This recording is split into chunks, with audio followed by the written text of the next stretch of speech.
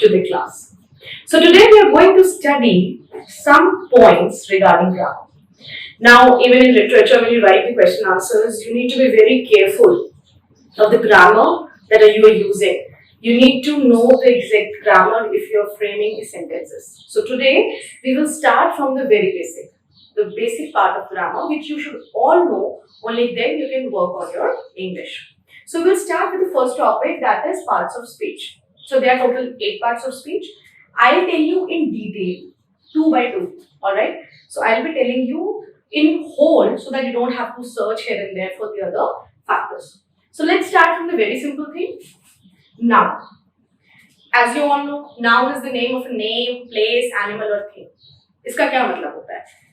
Noun किसी भी चीज का, किसी भी जगह का, किसी भी person का नाम होता है. जैसे if I say about this blackboard, it is noun. If I say about the fan, it is noun. जिस मार्कर से मैंने लिखा है, it is a thing, so it is also noun.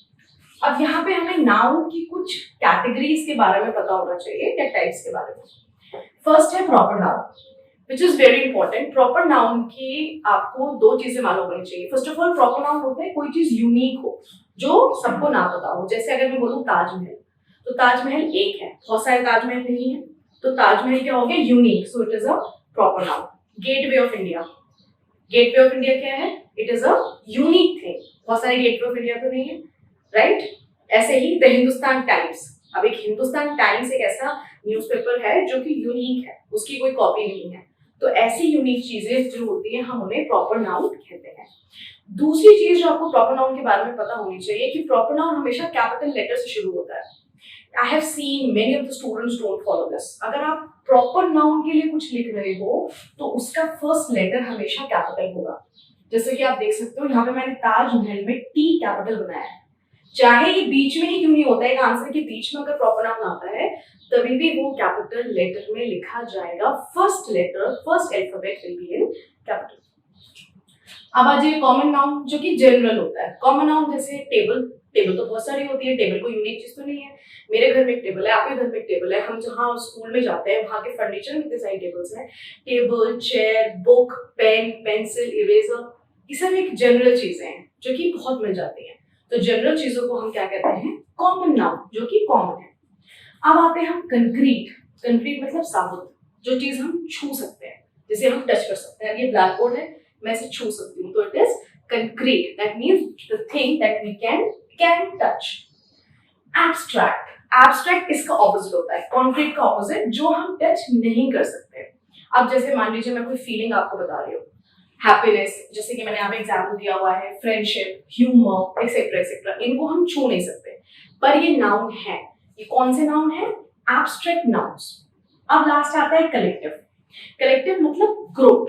जिन चीजों में हम ग्रुप, बहुत सारी चीजों को हम देखते हैं, बहुत सारे लोग एक यूनिट में आते हैं. अगर मैं बात करूं ऑडियंस की, तो ऑडियंस क्या होती है? बहुत सारे लोगों का ग्रुप. फैमिली क्या होता है? बहुत सारे लोगों का, बहुत सारे फैमिली मेंबर्स का ग्रुप. अब आपको यहाँ कलेक्टिव और कॉमन से कंफ्यूज होने की जरूरत नहीं है.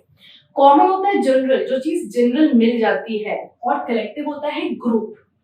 उन चीजों का ग्रुप को हम कलेक्टिव नाउन कहते हैं. एग्जाम्पल देख लेते हैं. प्रॉपर नाउन का ताजमहल, गेटवे ऑफ इंडिया, जैसे कि मैंने एक्सप्लेन कर दिया. कॉमन नाउन का book, table, chair, pen, pencil, TV etcetera. Concrete का हमने दिया है tree, dog, bench, bed etcetera. Abstract का friendship, humour, strength, trust, care, anything. Collective audience, family और क्राउड. तो ये अभी फिलहाल हम नाउन का इतना पढ़ेंगे. नाउन हमने यहाँ पे पढ़ लिया. Now moving on to pronoun. अब आपको ये बात पता होगी कि अगर मैं एक सेंटेंस बोलूं, फॉर एग्जाम्पल मैं अपना नाम लेके बोलती हूँ, Palak is a girl, Palak eats food, Palak goes to office, तो ये थोड़ा सा वियर्ड नहीं लग रहा? तो किसी भी सेंटेंस में हम नाउन को बार बार रिपीट नहीं करते. हम उसको बार बार रिपीट करने की बजाय प्रोनाउन को यूज करते हैं. जैसे Palak is a girl, she goes to school और she goes to office. Palak is a girl, Palak goes to office की जगह हमने क्या कर दिया? Palak is a girl and she goes to office, right? तो प्रोनाउन ऐसे वर्ड्स होते हैं जो नाउन के सब्स्टिट्यूट पे यूज होते हैं, यानी use in place of noun. ये सब आपको पता ही होगा.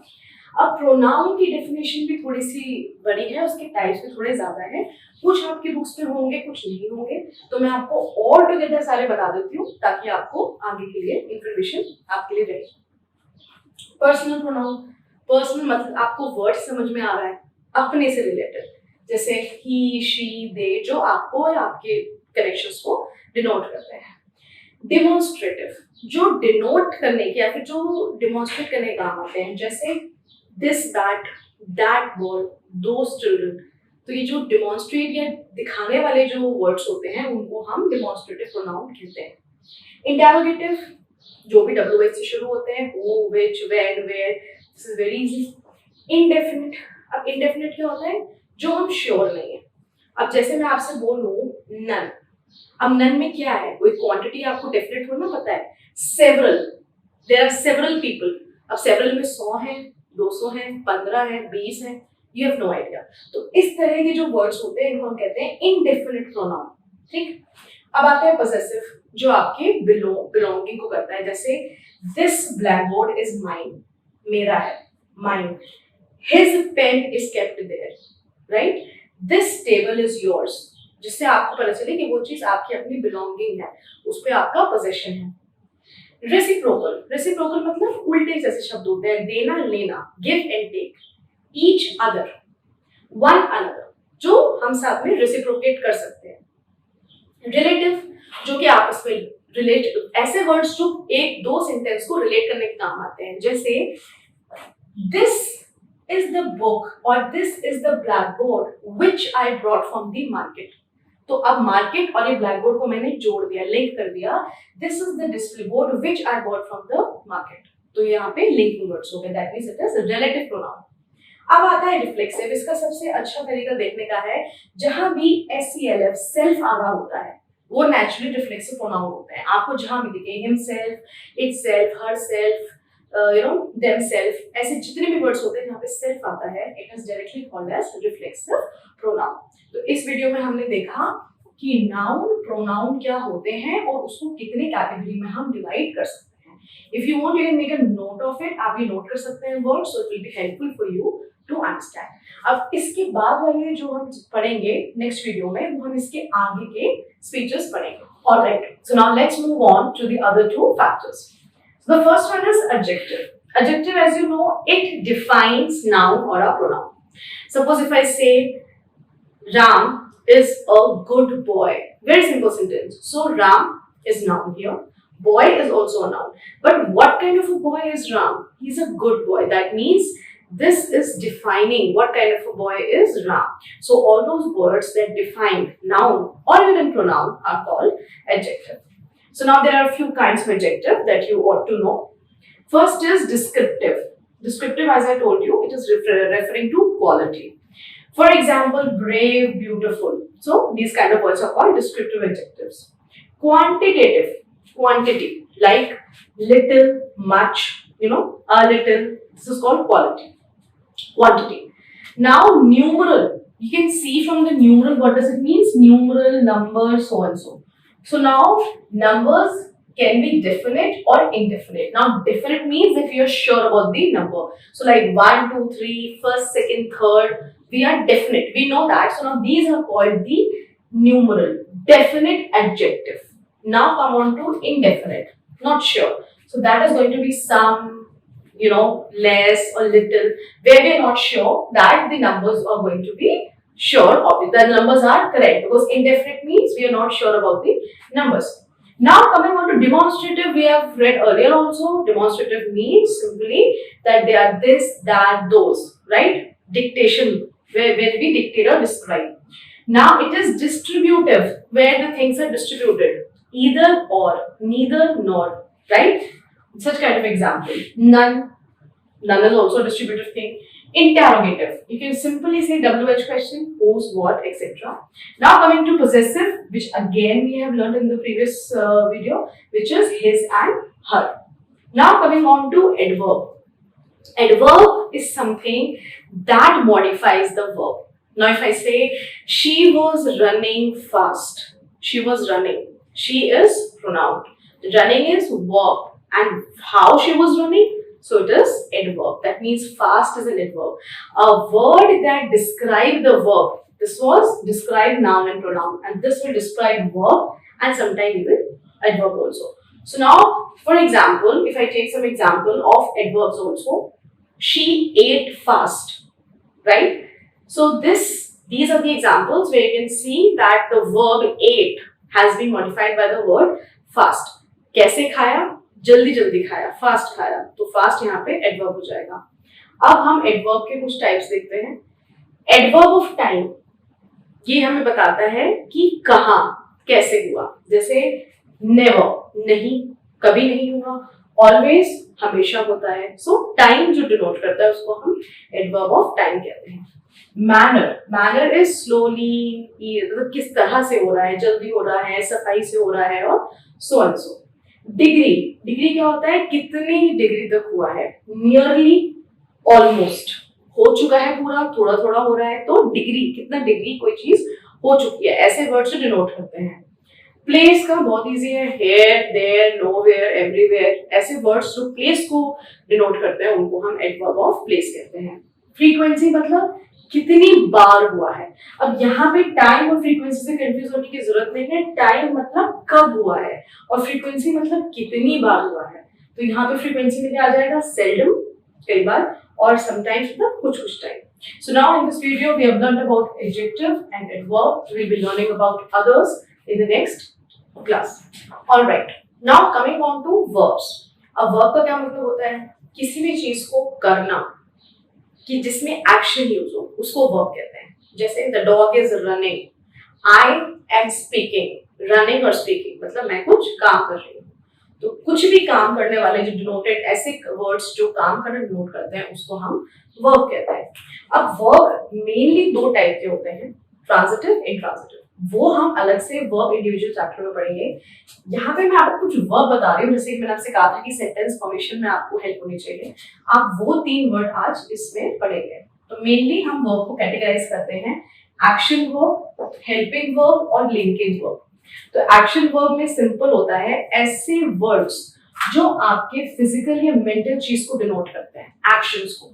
ऐसे वर्ड्स जिन्हें हमें फिजिकल और मेंटल एक्शंस का पता चलता है। अब फिजिकल एक्शन क्या होते हैं? ईट, डांस, मूव, रन। इससे क्या हो रहा है? ये फिजिकली हो रहा है। और मेंटली क्या होगा?